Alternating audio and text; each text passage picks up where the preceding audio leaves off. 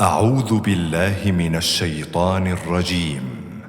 بسم الله الرحمن الرحيم.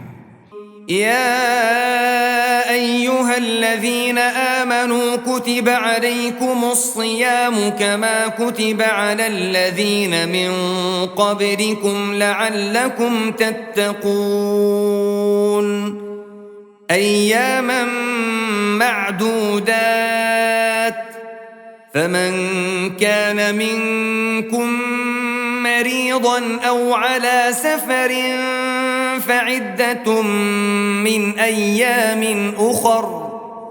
وعلى الذين يطيقونه فدية طعام مسكين فمن تطوع خيرا فهو خير له وأن تصوموا خير لكم إن كنتم تعلمون شهر رمضان الذي أنزل فيه القرآن هدى للناس وبينات من الهدى والفرقان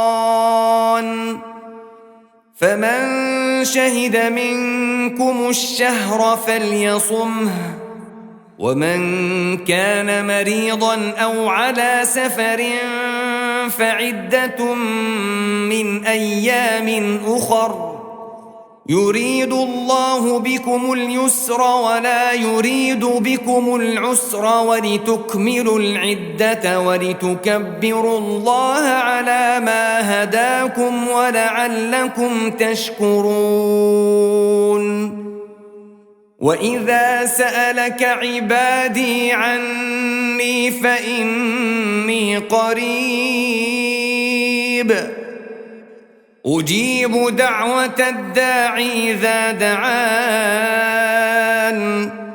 فليستجيبوا لي وليؤمنوا بي لعلهم يرشدون أحل لكم ليلة الصيام الرفث إلى نسائكم هن لباس لكم وأنتم لباس لهن علم الله أنكم كنتم تختانون أنفسكم فتاب عليكم وعفى عنكم فالآن باشروهن وابتغوا ما كتب الله لكم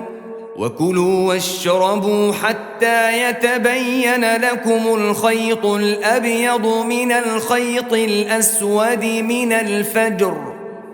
ثم أتموا الصيام إلى الليل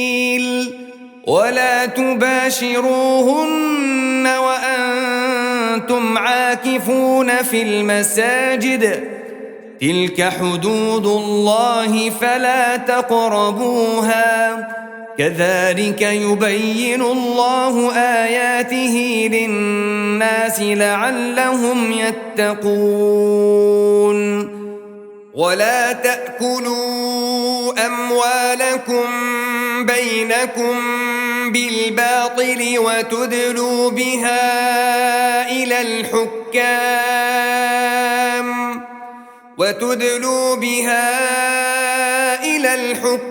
لتأكلوا فريقا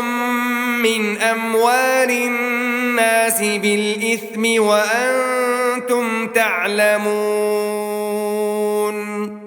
يسألونك عن الأهلة قل هي مواقيت للناس والحج وليس البر بأن تأتوا البيوت من ظهورها ولكن البر من اتقى وأتوا البيوت من أبوابها واتقوا الله لعلكم تفلحون وقاتلوا في سبيل الله الذين يقاتلونكم ولا تعتدوا إن الله لا يحب المعتدين واقتلوهم حيث ثقفتموهم وأخرجوهم من حيث أخرجوكم والفتنة أشد من القتل ولا تقاتلوهم عند المسجد الحرام حتى يقاتلوكم فيه فإن قاتلوكم فاقتلوهم كذلك جزاء الكافرين فإن انتهوا فإن الله غفور رحيم وقاتلوهم حتى لا تكون فتنة ويكون الدين لله فإن انتهوا فلا عدوان إلا على الظالمين الشهر الحرام بالشهر الحرام والحرمات قصاص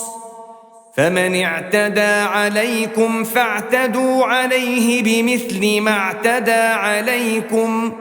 واتقوا الله واعلموا أن الله مع المتقين وأنفقوا في سبيل الله ولا تلقوا بأيديكم إلى التهلكة وأحسنوا إن الله يحب المحسنين وأتموا الحج والعمرة لله فإن أحصرتم فما استيسر من الهدي ولا تحلقوا رؤوسكم حتى يبلغ الهدي محله فمن كان منكم مريضا أو به أذى من رأسه ففدية من صيام أو صدقة أو نسك فإذا أمنتم فمن تمتع بالعمرة إلى الحج فما استيسر من الهدي فمن لم يجد فصيام 3 أيام في الحج و7 إذا رجعتم تلك 10 كاملة ذلك لمن لم يكن أهله حاضر المسجد الحرام واتقوا الله واعلموا أن الله شديد العقاب